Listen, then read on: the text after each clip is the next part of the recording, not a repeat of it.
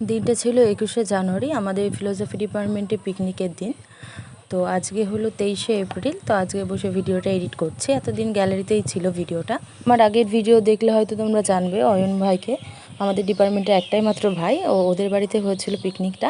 তো ওদের বাড়ির পাশে গিয়ে রাস্তায় আমি দাঁড়িয়েছিলাম, কিন্তু খুঁজে পাচ্ছিলাম না, যেহেতু দিদিরা আগেই চলে গেছিলো। আমি দেরি করে গেছিলাম, আর দিদিরা এসে যে সবজি কাটছিল। আহারে কত কষ্ট করছে,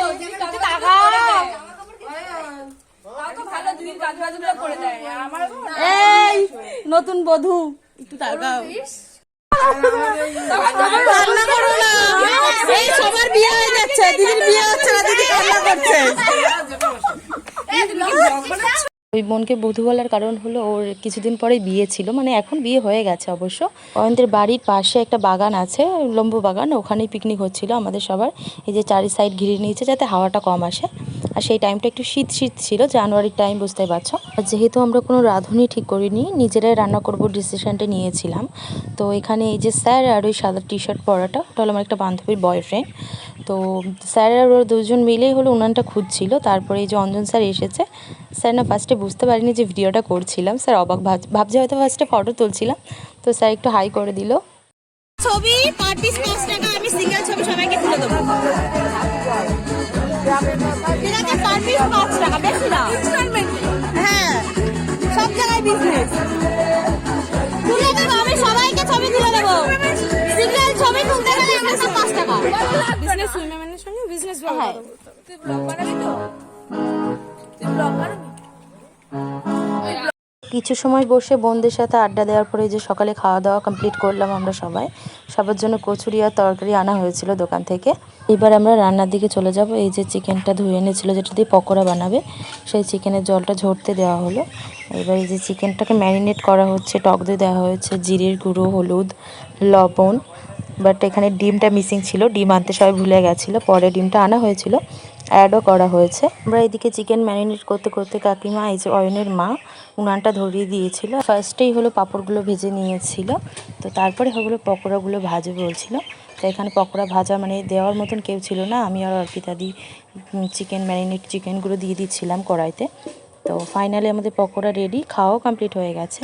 আর এই বাচ্চাটা হলো আমাদের একটা সিনিয়র দিদিটার নাম মনে নেই, ওই দিদিটার ছেলে। আর আমরা যেখানে পিকনিক করছিলাম না, তার পাশে কি সুন্দর সর্ষে বাগান ছিল, তাই সবাই মিলে গেছিলাম ফটো তুলতে। ফটো তোলা কমপ্লিট করে আমরা এই সাইডে চলে এসেছিলাম আবার, স্যাররা যেহেতু ডাক দিয়েছিল। তো এখানে এই যে বালতির মধ্যে বল ফেলা হচ্ছিল খেলাটা, তারপরে মিউজিক্যাল বল খেলা হচ্ছিল। ফার্স্ট টাইম মিউজিক্যাল বল খেলতে চাইছিলাম না, কারণ আমি জানি আমি আউট হয়ে যাব।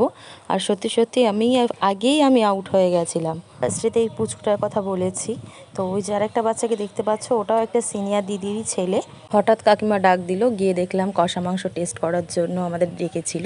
তো এখানে আমি, লিসা আর দিদি মিলে টেস্ট করছিলাম কষা মাংস। আমরা তো সবাই ডিসিশন নিয়েছিলাম নিজেরাই রান্না করব, কিন্তু আমরা কেউই রান্নার কাছে যাইনি, সবাই সাইড দিয়ে ঘুরে বেড়াচ্ছিলাম। আর এটা জামাইবু হয়, মানে আমাদের সিনিয়র দিদির বর। তো ওই জামাইবু রান্নাবান্না করেছে, সব কিছু জামাইবু আর কাকিমা মিলেই রান্নাবান্না করেছে, আমরা জাস্ট খাচ্ছিলাম আর ঘুরে বেড়াচ্ছিলাম।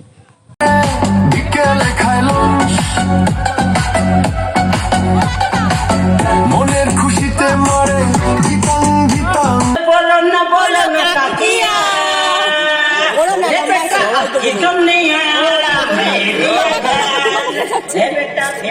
খেতে বসে গেছি অবশেষে আমরা।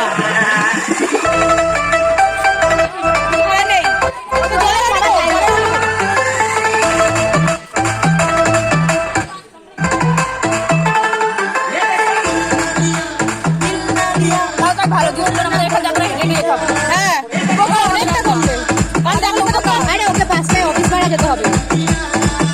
বাবা হয়তো তো মারা গেছে, যেতে পারবে না।